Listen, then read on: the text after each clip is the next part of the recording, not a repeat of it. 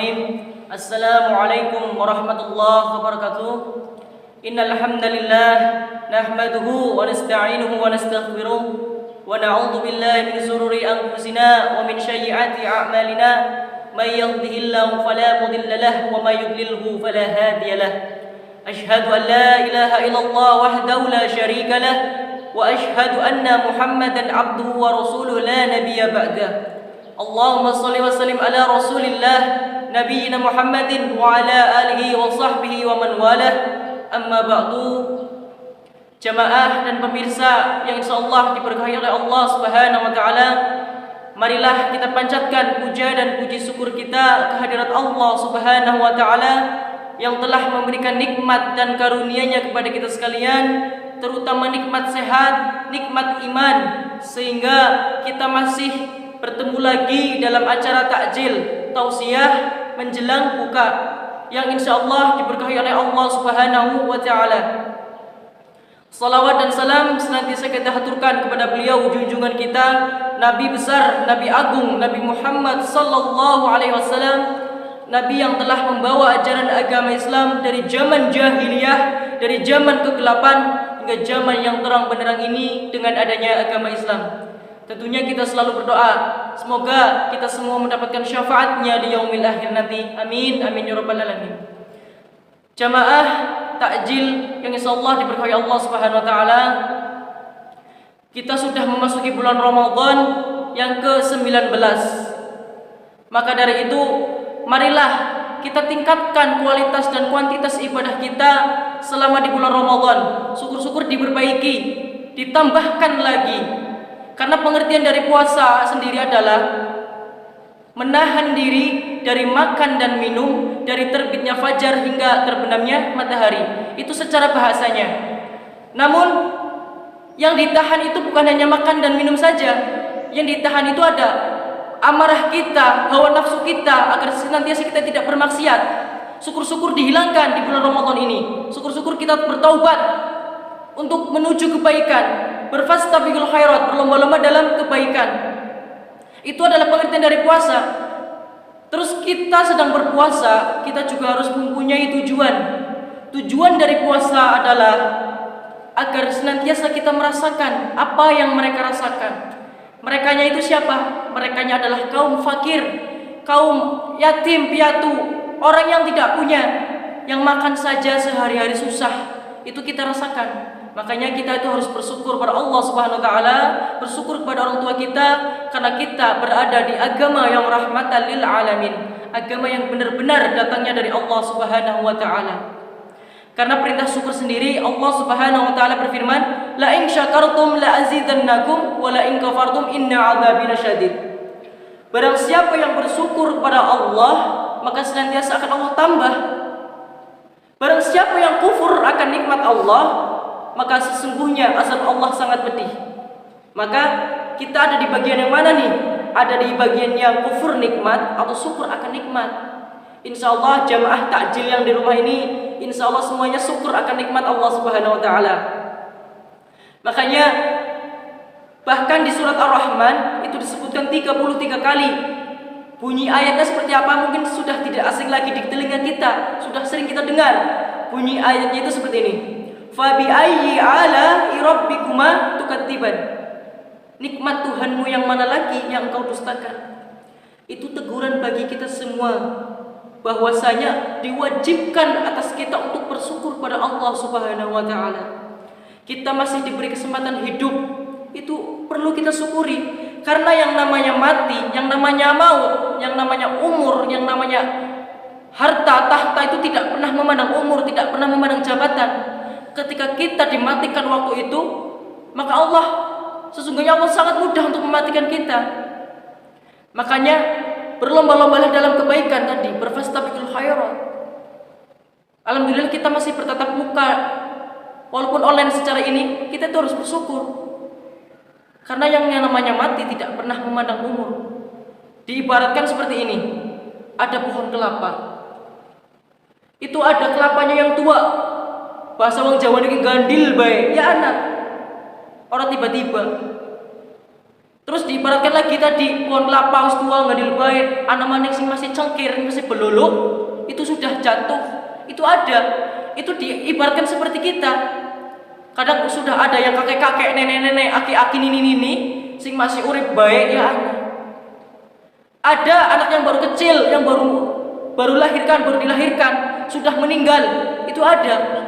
Karena kita itu sudah dijanjikan sejak kita umur 4 bulan di kandungan. Semuanya sudah seperti jodoh dan sebagainya sudah tertulis di Lauhul Mahfuz. Makanya kita tidak perlu risau. Kuatkan saja kualitas dan kuantitas ibadah kita.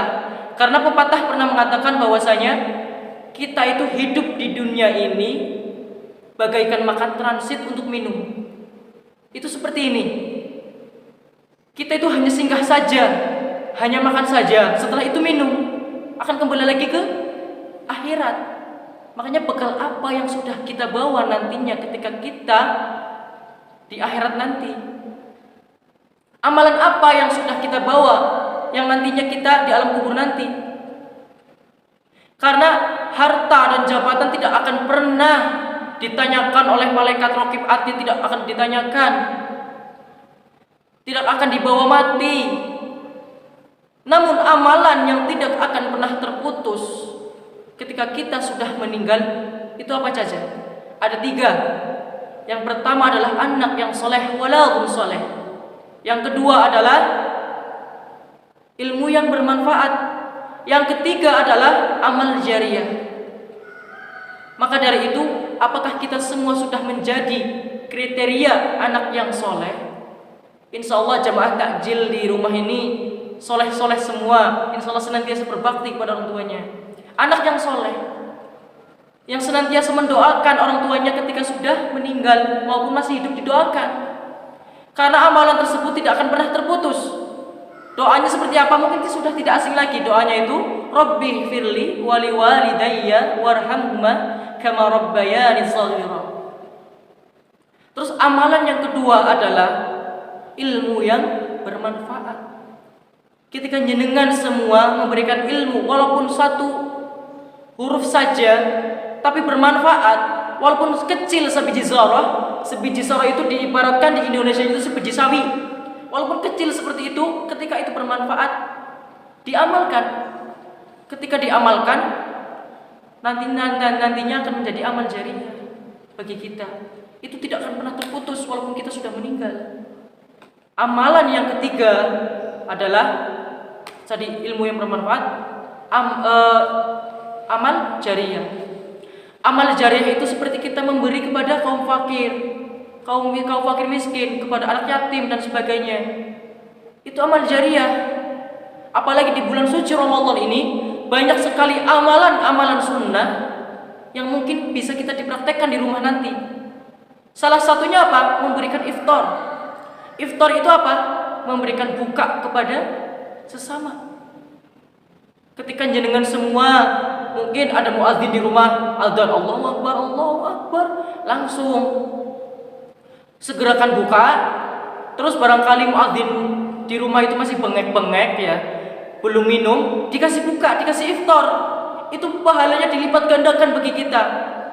Itu dihitungnya amal jariyah bagi kita. Makanya berlomba-lomba dalam kebaikan. Setelah tadi amalan sunnah yang pertama, amalan sunnah yang kedua yaitu bermurajaah, membaca Al-Quran, mentadaburi Al-Quran. Itu amalan-amalan sunnahnya. Bahkan wajib bagi kita untuk melaksanakannya. Karena ketika kita membaca Al-Quran di bulan suci Ramadan ini, amal perbuatan kita, segala kita yang baca itu dilipat gandakan. 1 hurufnya saja itu dilipat gandakan 10. Bukan berarti alif lam mim, bukan berarti alif lam mim itu 10, tapi alifnya 1, mimnya, lamnya 1, mimnya 1, itu dilipat gandakan menjadi 10. Berarti alif lam mim itu menjadi 30. Apalagi dengan semua di rumah itu rajin membaca Al-Qur'annya. Mungkin sudah berapa kali itu dilipat gandakan 1 hurufnya 10. Mungkin sudah ribuan kali dengan semua membaca 1 hurufnya saja untuk dilipat gandakan. Maka bersyukur pada Allah Subhanahu wa taala. Makanya berlomba-lomba dalam kebaikan ketika bulan Ramadan ini. Tingkatkan kualitas kita, kuantitas dan sebagainya. Amalan yang ketiga adalah beriktikaf. Iktikaf itu apa? Iktikaf itu berdiam diri. Rasulullah SAW pernah beriktikaf itu biasanya 10 hari menjelang Idul Fitri atau terakhir di bulan Ramadan, 10 hari sebelum Ramadan. Karena beriktikaf tersebut, karena hadisnya itu pernah menyebutkan bahwasanya malam Lailatul Qadar itu datangnya di 10 hari sebelum 10 hari terakhir di bulan Ramadan. Maka dari itu kita itu beriktikaf itu tidak hanya berdiam diri saja, tapi berdiam dirinya itu untuk membaca Al-Quran, bertasbih kepada Allah, memuji nama-nama Allah dengan nama-nama yang baik bagi Allah. Itu seperti itu. Maka dari itu kita itu sebagai orang tua, saya juga insya Allah sebagai orang tua, untuk lebih memerintahkan anaknya menuju dalam jalan yang kebaikan. Ihdinas shiratal mustaqim, jalan yang lurus. Seperti itu. Agar senantiasa anak-anak kita nantinya tidak terjerumus ke dalam pergaulan bebas. Apalagi di kaum milenial ini, seringkali anak muda terpengaruh oleh gadget kita, terpengaruh oleh setan kepeng ibarat orang Jawa nih. Itu susah. Lebih banyak membaca HP dibandingkan membaca Al-Quran. Makanya dari sini saya menghimbau agar senantiasa ketika jenengan semua punya anak lebih baik dipondokkan. Karena lingkungan pondok dengan lingkungan rumah itu sungguh jauh berbeda. Ketika di rumah mungkin sholatnya bolong-bolong, di pondok itu dipaksa sholatnya itu harus tepat waktu. Nah, dari keterpaksaan tersebut, insya Allah menjadi keterbiasaan bagi anak kita. Ketika pulang ke rumah itu bisa diaplikasikan lagi. Itu seperti itu. Makanya marilah kita semua senantiasa meningkatkan kualitas ibadah kita, meningkatkan iman dan takwa kita kepada Allah Subhanahu wa taala dengan cara meninggalkan segala larangannya dan menjauhi segala dan menjalankan segala perintahnya. Seperti itu. Karena Allah Nabi Muhammad SAW diutus ke dunia ini adalah tidak lain dan tidak bukan untuk menyempurnakan akhlak kita, moral kita,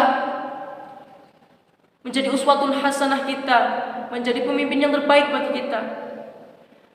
Maka dari itu jangan pernah sia-siakan pengorbanan dari Rasulullah SAW. Karena sungguh pengorbanan dari sekarang itu sungguh berbeda.